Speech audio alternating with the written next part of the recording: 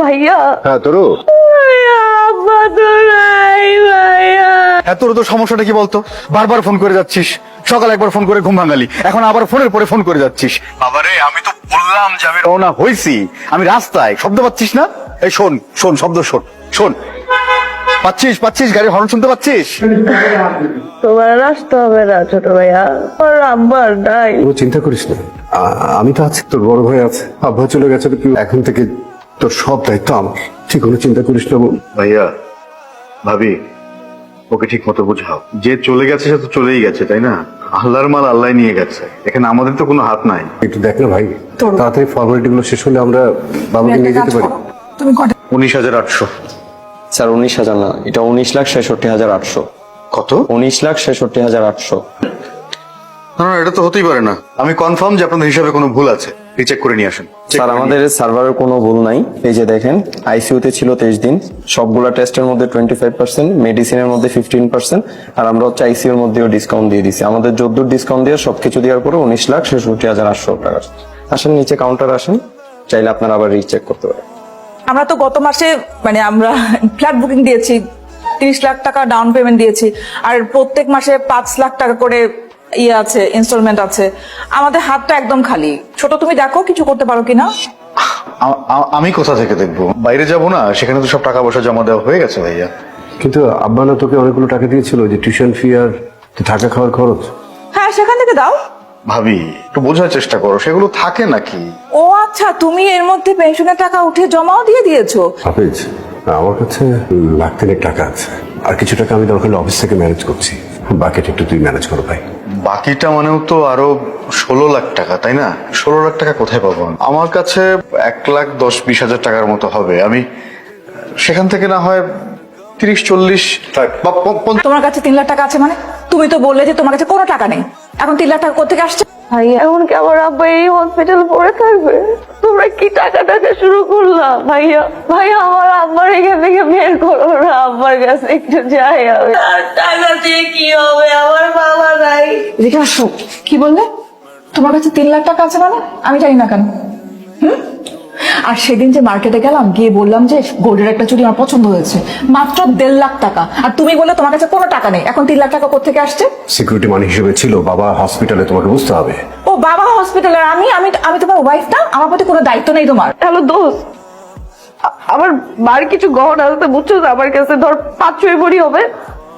তুই একটু এগুলো একটু বিক্রি করে একটু 10 লাখ টাকার একটু ম্যানেজ করে দে না। দোস্ত আমি দিয়ে দিব টাকা, বিশেষ করে আমার এই মুহূর্তে টাকাটা অনেক দরকার। প্লিজ দোস্ত একটু ম্যানেজ কর। দেখ হ্যাঁ, একটু টাকা ম্যানেজ করো না ভাবি।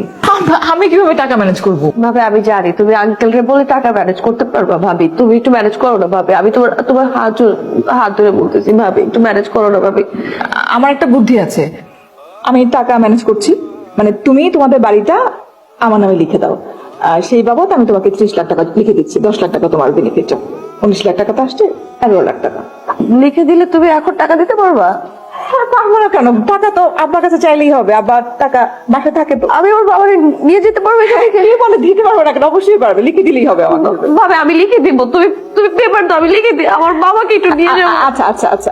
বাবা হ্যাঁ, খুব ভালো বুদ্ধি ভাবি। আমরা এখন বিপদে পড়েছি, তো এই বিপদে ফেলে আমাদের বাড়িটা তোমার নামে লিখে নিতে যাচ্ছ, তাই তো?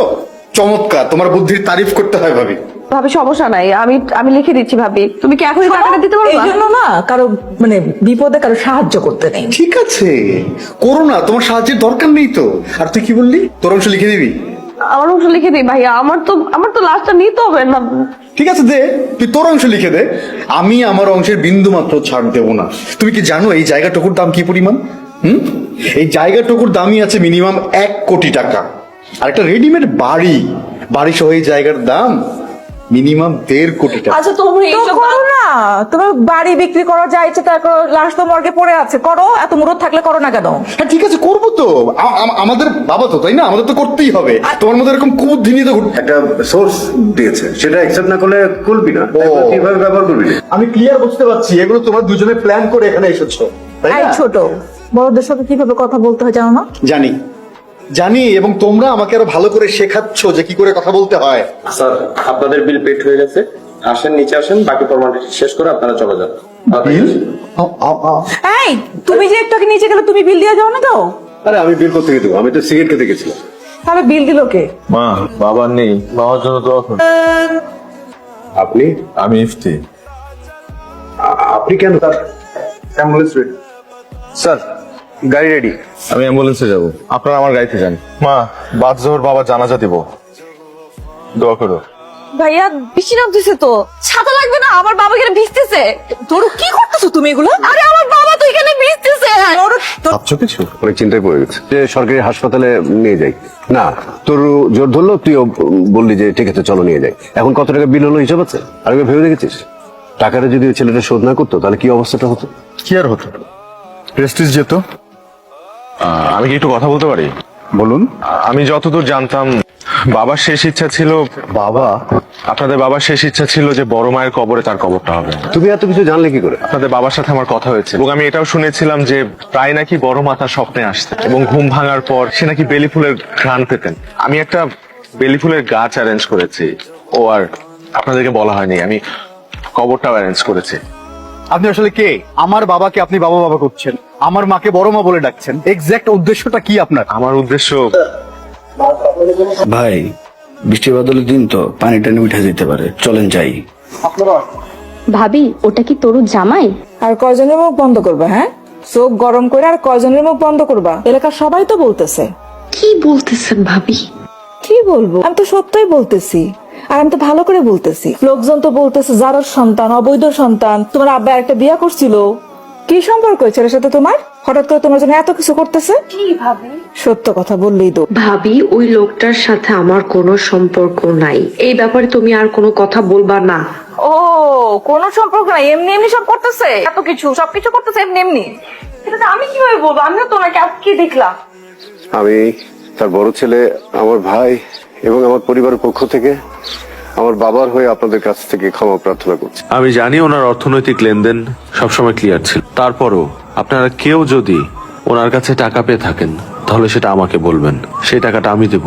আর সে যদি কোনোভাবে কারো কাছ থেকে টাকা পেয়ে থাকে তাহলে সেটা এতিমখানায় দান করবেন। আপনারা শুধু আমার বাবার জন্য দোয়া করবেন। দেখছো তলে তলে আমজাদ ভাই কি কাম করছে, অথচ আমরা কত ভালো মানুষ জানতাম, অথচ তলে তলে আর একটা বিয়ে করছে। হেলাল একটা বিয়ে করলো নাই, কবে করলো? যার সন্তান নাই। দোয়া করেন আমার আব্বার জন্য। দেখা রেখেন কে আপনি? কেন আসছেন এখানে? কাকে বলতে হবে, চলেন বলি। কেউ বলছে ওর সঙ্গে হয়তো প্রেম ছিল, গোপনে বিয়ে করেছে, এখন বাড়িতে উঠে এসেছে। আবার কেউ বলছে আমার বাপের হয়তো কোনো অবৈধ সম্পর্ক ছিল তার। আচ্ছা তুমি সত্যি করে বলো তো, তুমি কি সত্যি সত্যি আমার বাপের